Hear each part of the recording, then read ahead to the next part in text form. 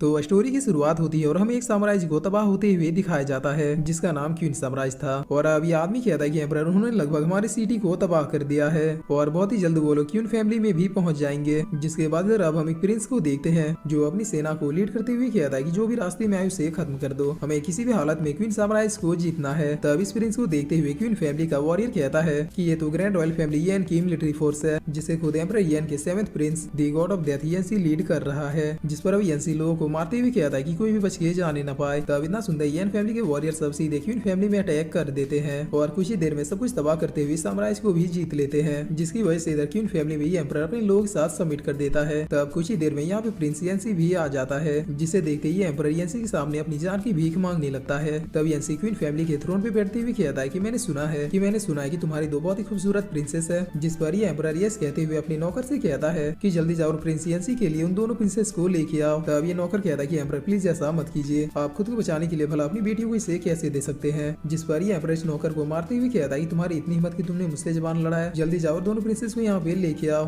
तब कुछ ही देर में क्वीन फैमिली के नौकर इन दोनों प्रिंसेस को लेके आ जाते हैं। जिस पर अब ये एम्परर कहता है कि 7th प्रिंस ऑफ येन, मुझे उम्मीद है कि अब आप मेरी जान को बख्श देंगे क्योंकि मैं बिना किसी ऑब्जेक्शन के अपने दोनों प्रिंसेस को आपके हवाले करता हूँ। तब ये सब सुनिए येन अब अपने फादर की बातों को याद करने लगता है कि उनके फादर येन ने कहा था कि जैसे तुम क्वीन फैमिली को जीत लो तो उनकी दोनों प्रिंसेस को एज स्लेव के रूप में येन फैमिली में ले आना। और अब येन खड़े होते हुए कहता है कि जरा तुम देखो खुद को, तुमने अपनी जान बचाने के लिए अपनी बेटियों को भी मेरे हवाले कर दिया, इसीलिए मुझे नहीं लगता कि तुम्हारे जिंदा रहने और न रहने से किसी को भी फर्क पड़ेगा। जिस पर अब एम्परर इतना सुंदर सीधे जमीन पे लौट के जान की भीख मांगना शुरू कर देता है। तब येन अपने सैनिकों से कहता है कि उस एम्परर को उसी के प्रिजन में डाल दो। इसके अलावा इन दोनों प्रिंसेस को पूरी इज्जत से येन फैमिली में ले जाके फादर के सामने पेश करो। जिस पर ये सैनिक भी यस लॉर्ड कहता है। और अब तभी पीछे से एक छोटी सी बच्ची दौड़ते हुए आती है और बहुत ही गुस्से में येंसी से कहती है कि बुरे प्रिंस चुपचाप मेरी बहनों को छोड़ दो। और ये कहकर ये बच्ची सीधे येंसी के ऊपर कूद के अपने दांतों से उसके हाथ में काटने लगती है। तब ये देखकर येंसी बहुत ही फनी तरीके से अपने हाथों से हटाने लगता है और फिर येंसी इस बच्ची के नाक को दबाते हुए कहता है कि छोड़ो, तुम्हारे दांत उतने भी शार्प नहीं है। तब ये बच्ची कहती है कि बुरे प्रिंस चुपचाप मेरी बहनों को जाने दो। जिस पर येंसी कहता है कि मैं भला तुम्हारी बातों को क्यों सुनूं। तब ये बच्ची बहुत ही गुस्से में कहती है कि बुरे प्रिंस, क्या तुम नहीं जानती कि मैं भी क्वीन फैमिली की प्रिंसेस हूँ। जिस पर येंसी कहता है कि क्या तुम भी क्वीन फैमिली की प्रिंसेस हो, लेकिन तुम्हारे बारे में तो फादर ने कुछ भी जिक्र नहीं किया था। जिस पर ये सैनिक येंसी को बताता है कि लॉर्ड भले ये क्वीन फैमिली की प्रिंसेस है लेकिन क्वीन फैमिली के रिकॉर्ड के हिसाब से ये एम्परर क्वीन की बेटी नहीं है बल्कि इसे अडॉप्ट किया गया था। जिस पर येंसी कहता है ठीक है, अब मैं अपने पैलेस जा रहा हूँ, तुम लोग इस प्लेस को अच्छे से सील करके फादर के नेक्स्ट ऑर्डर का वेट करो। तब ये गार्ड भी यस माय लॉर्ड कहता है। जिस पर येंसी यहाँ से जाते हुए कहता है कि और हाँ, एक बात का ध्यान रखना, फादर को इस बच्ची के बारे में पता नहीं चलना चाहिए क्योंकि ये ऑफिशियल तौर पे क्वीन फैमिली की प्रिंसेस नहीं है। तब ये सैनिक भी यस लॉर्ड कहता है। जिसके बाद अब सीन चेंज होता है और हमें दूसरे दिन का सीन दिखाया जाता है जहाँ पर येंसी अपने फादर के पास जाने के लिए रेडी हो रहा था और अब यहाँ पे पहुंच के वो अपने फादर को ग्रीट करता है। तब एम्परर येन कहता है कि 7, मुझे तुम पे नाज है, तुमने हमेशा की तरह इस वॉर को भी बस एक ही दिन में जीत लिया, इसीलिए फादर तुमसे बहुत ही ज्यादा खुश है। तो अब बताओ आखिर मेरे 7th प्रिंस को क्या चाहिए। जिस पर येंसी कहता है कि कुछ भी नहीं। तब इसके फादर कहते हैं कि नहीं, ऐसे काम नहीं चलेगा, तुम हमेशा इतने बड़े बड़े वॉर को जीतने के बावजूद भी मुझसे कुछ भी नहीं मांगते हो, इसीलिए आज तुम्हें फादर से कुछ ना कुछ तो मांगना ही होगा। जिस पर येंसी कहता है कि फादर थैंक यू, लेकिन मुझे किसी चीज की जरूरत नहीं है, इसीलिए प्लीज मुझे यहाँ से जाने की आज्ञा दीजिए। तब इसके फादर कहता है कि ठीक है, अगर तुम्हें कुछ भी नहीं चाहिए तो तुम अपने पैलेस जा सकते हो। जिस पर येंसी भी अपने फादर को ग्रीट करते हुए यहाँ से जाने लगता है। तब एम्परर येंसी को देखते हुए कहते हैं कि अगर इस फैमिली में 7 नहीं होता तो शायद ही येन फैमिली इतनी ज्यादा स्ट्रॉन्ग हो पाती। जिसके बाद अब सीन चेंज होता है और हम देखते हैं कि 7 अपने पैलेस में पहुंच जाता है और यहाँ पे पहुंच के वो अपने सर्वेंट से पूछता है कि बताओ वो छोटी मूंगफली कहाँ है। तब ये सर्वेंट कहता है कि लॉर्ड, आप जब से उस बच्ची को यहाँ पे लेके आए हैं तब से उसने चिल्ला चिल्ला के इस पूरे पैलेस को अपने सिर पे उठा लिया था,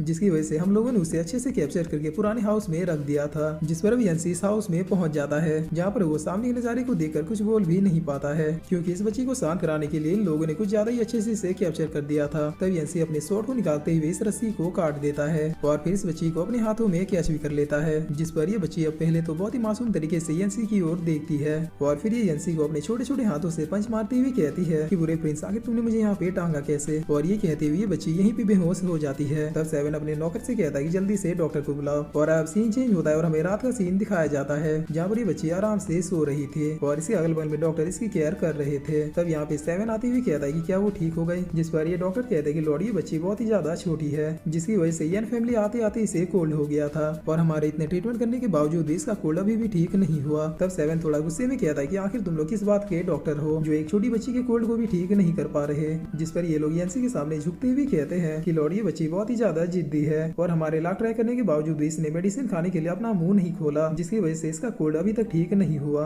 इसके अलावा इसे मेडिसिन खिलाने से पहले हमने इसे खाना भी खिलाया था, लेकिन उसे भी इसने बाहर निकाल दिया। तब 7 इसे उठाते हुए कहता है कि मूंगफली उठ जा। जिसके बाद 7 डॉक्टर से मेडिसिन को मांगता है और फिर इस मेडिसिन को इस बच्ची को खिलाते हुए कहता है कि जल्दी से अपना मुंह खोलो वरना मैं तुम्हारी दोनों बहनों को मार दूंगा। जिसे सुनते ये बच्ची भी अपना मुंह खोल देती है। तब दवाई खिलाने के इस तरीके को देखकर अब डॉक्टर भी हिल जाते हैं, जिस पर अब 7 इस बच्ची को आराम से सुला देता है और फिर इन डॉक्टरों से कहता है कि देखो इसने मेडिसिन ले ली है, इसलिए अब सुबह होते होते ये ठीक हो जाना चाहिए। तब ये डॉक्टर बहुत ही टेंशन में आते हुए कहते हैं कि लॉर्ड आप बिल्कुल भी टेंशन मत लीजिए, ये सुबह होते होते ठीक हो जाएगी। और अब 7 जैसे यहाँ से जाने लगता है तब ये बच्ची नींद में 7 के कोट को पकड़ती हुई कहती है कि मामा प्लीज मुझे छोड़ के मत जाओ, विनी को आपके बगैर बहुत ही ज्यादा डर लगता है। जिस पर अब ये सुन के 7 अपने कोट को यहीं पे रख के चला जाता है और अब ये सर्वेंट 7 से माफी मांगते हुए कहता है कि लॉर्ड प्लीज मुझे माफ कर दीजिए, हम लोग उस बच्ची को लेके कुछ ज्यादा ही केयरलेस हो गए थे।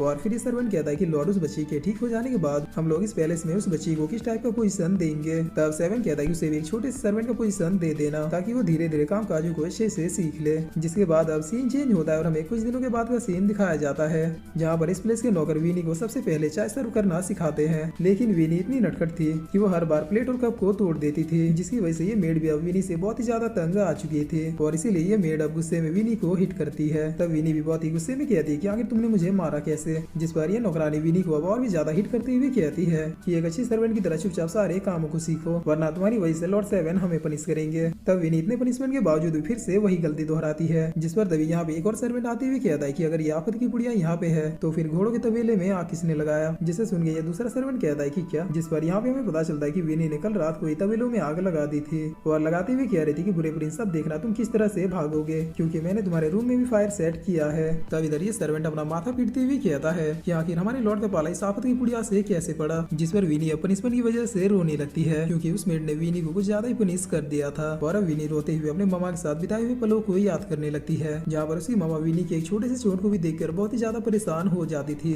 और अब इन्हीं मोमेंट्स को याद करते हुए विनी कहती है कि तुम लोग बहुत ही ज्यादा बुरे हो। और फिर विनी यहाँ से जाते हुए कहती है कि मुझे अपने मामा के पास जाना है, तुम सारे लोग भी बिल्कुल उसी बुरे प्रिंस की तरह बुरे हो। जिस पर अब हम 7 को देखते हैं जो कि आराम से बाथिंग टब में घुसा हुआ था। तब यहाँ पे एक सैनिक आते हुए कहता है कि माय लॉर्ड हमने 3 असिस्टेंट को पकड़ा है जो कि आपके पैलेस की जासूसी कर रहे थे। जिस पर 7 कहता है ठीक है मैं उन्हें देख लूंगा। और अब 7 सोने के लिए जैसे अपने बेड में आता है तो वह यहाँ पे विनी को पहले से ही सोया हुआ पाता है। तब 7 इसे उठाते हुए कहता है कि ये तुम्हारे सोने की प्लेस नहीं है और ये कहकर 7 विनी को अपने बेड से बाहर निकाल देता है। जिस पर विनी बहुत ही मासूमियत से कहती है कि बुरे प्रिंस वो नौकरानियां बिल्कुल भी अच्छे नहीं है, वो हमेशा मुझे मारते रहते हैं, इसीलिए मैं यहाँ पे सोने के लिए चली आई थी। तब ये सुनकर 7 अपने मन में सोचते हुए कहता है कि मैं कुछ दिनों से इस बच्ची के प्रति कुछ ज्यादा ही हम्बल हो गया हूँ, इसीलिए मेरे ख्याल से अब मुझे इस बच्ची के प्रति और ज्यादा मर्सीफुल नहीं होना चाहिए। और अब देखते देखते बहुत ही ज्यादा रात हो जाती है और ठंडी हवाएं और भी ज्यादा तेजी से चलने लगती है। तब विनी रोते हुए कहती है कि बुरे प्रिंस प्लीज मुझे भी अंदर ले लो क्योंकि विनी को बहुत ही ज्यादा ठंड लगने लगी है। और ये कहते कहते विनी खांसने लगती है। तब इधर हम देखते हैं कि 7 भी अभी तक नहीं सोया हुआ था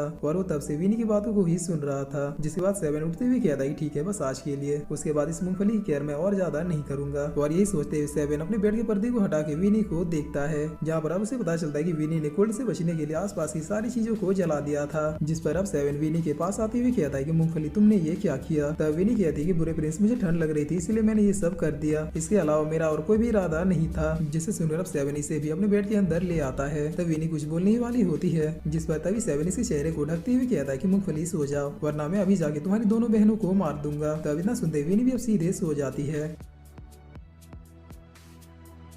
और फिर इसी के साथ ये एपिसोड यहीं पे खत्म होता है। तो गाइस अब आप लोग बताइए कि सीरीज आप लोगों को कैसी लगी।